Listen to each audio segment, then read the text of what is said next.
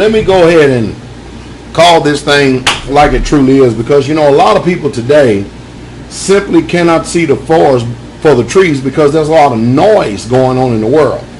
And of course there are a lot of people who are running interference for the bankers, the powers that be. If you know history, you know what the great-great-grandfather Rothschild said. He don't care about who's, the president or the chancellor or in what country is irrelevant. Just give me control of the monetary. Says, give me control of the money and I'll rule that thing. And that's basically what's going on.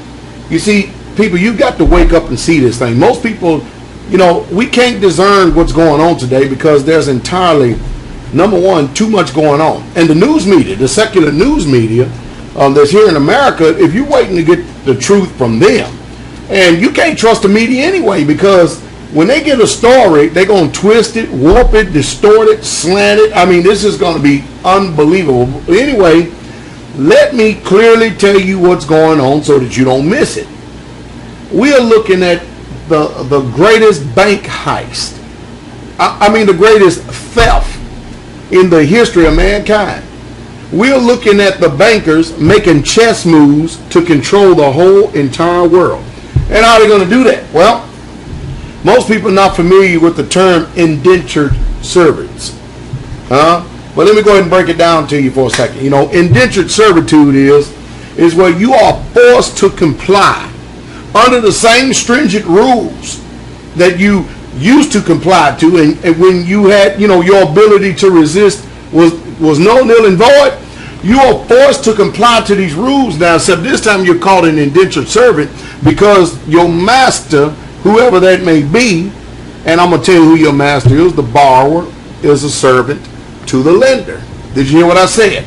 Debt. If you are in debt, you are an indentured servant to the lender. The only thing about indentured servitude is that they do not have any obligation whatsoever at all to take care of you. And they're not going to do it either. Or they'll take care of you, all right. They'll throw you out on the street when you can't pay what you owe. And we're watching this left and right all over this land. I was in New Orleans, Louisiana with Pastor Johnson, and I'm going to show you what homeless people really truly look like. I'm going to show you what feeding the homeless really truly look like, and feeding the hungry.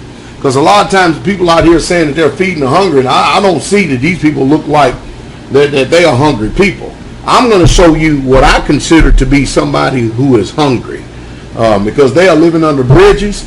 They have boxes for shelter, boxes for a cover, and that's hungry. But we just got finished having a heat wave run through this whole entire country that broke over 22,000 records. Do you know what that means? Do you know what that means? If you don't understand what that means, let me help you read between the lines. That means commodities. Corn, soybean, and now we're using food for gas nowadays called ethanol. You're getting ready to watch food prices skyrocket. They're not only going to skyrocket, and they're not only going to use this as a means to say, food has to go up because, we didn't get the crop that we're looking for. But it's also for these quantitative easiness that has gone on. All this print money out of thin air. You're watching it come around in circulation besides the stuff that the bankers are holding on. Remember, it's austerity measures for you. Bailout and bug outs for them. Crony capitalism. That's what we have going on. And if anything, we need to learn how to take a page out of history. We need to learn how to now start defining how to function in this world, in this society on our own terms. Because your politicians, they have showed you that they're in the back pockets of the bankers. They're in the back pockets to the corporations. You ever notice now it's the corporations are ruling? And come on, Obama, Romney. What is that? Hey, this is a hijacking takeover that's going on. You need to learn how to preserve yourself. You need to learn how to protect yourself. You need to learn how, there are a lot of people that hate me. That's their right. That's their obligation. That they have that right. They have freedom of speech. They have freedom. Hey, you can do that all you want. But I do know this.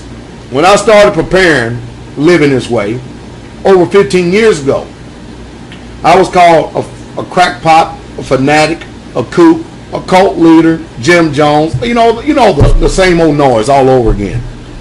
Now all of a sudden, guess what's popular? Prepper groups, survivalist groups. Now, they've been around for quite some time, but you're really hearing a lot about them now. You know what's becoming real popular now? People getting together in one mind. You know, that means you have to lay down your own little selfish way. Hey, brothers and sisters, let me tell y'all, ladies and gentlemen, it is what I said it was going to be many, many years ago. The United States of America is going to be a third world country. And if you don't make the preparations in storing food, knowing what sound money is, learning how to preserve yourself, learning how to develop mutual assistance group and getting cohesion with people who can be trusted, because everybody can't be trusted. Everybody simply cannot be trusted. There are people who have other ideas. You know, people function in this world under two different mindsets in this Western culture. They function either under a citizenship mindset or a tribal mindset. I'm going to be talking more about that a little bit later, because there's a difference between the two in how you think, you process thought, and how you function.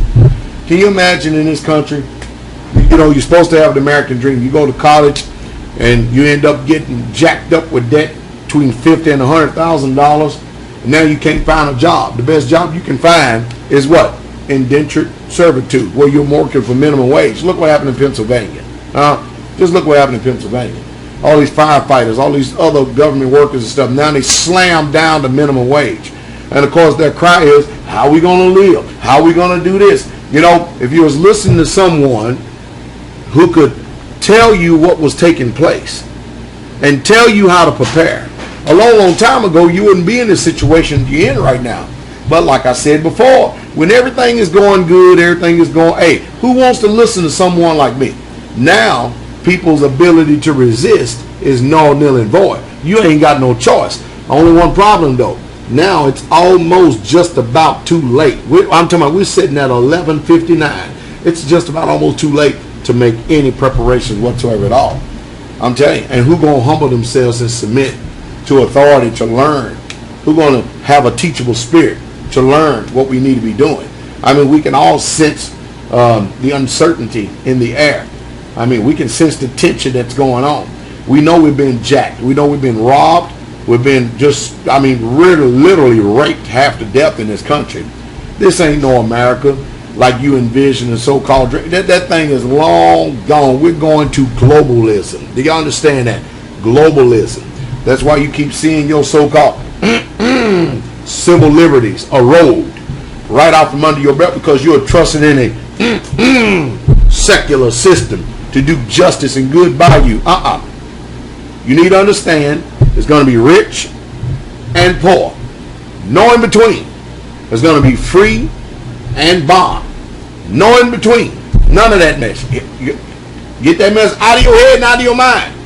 One day, people are going to wake up, and all the people who think that they are rich because they have Federal Reserve notes, stocks, bonds, mutual funds, CDs, Treasury, T-bills, all this, hey, 401ks, you think that you have money in the bank or money in the system or retirement fall upon. One morning you're going to wake up.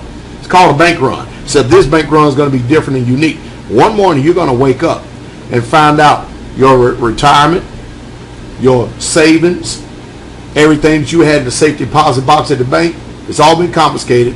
You're going to find out you've got nothing, because we are bankrupt as a country. Somehow, some way, this debt got to be called. Somebody's going to have to pay for it. Somebody's going to pay for it.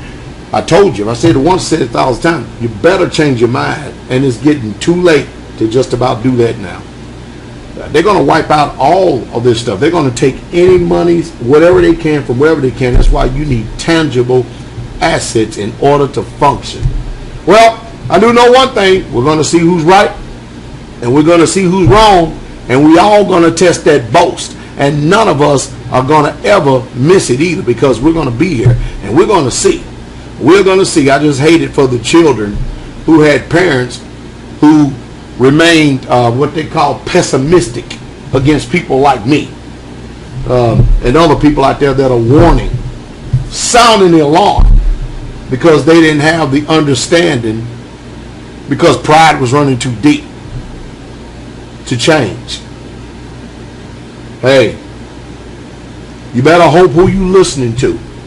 knows what he is talking about. And that's the truth. And that's the truth straightway.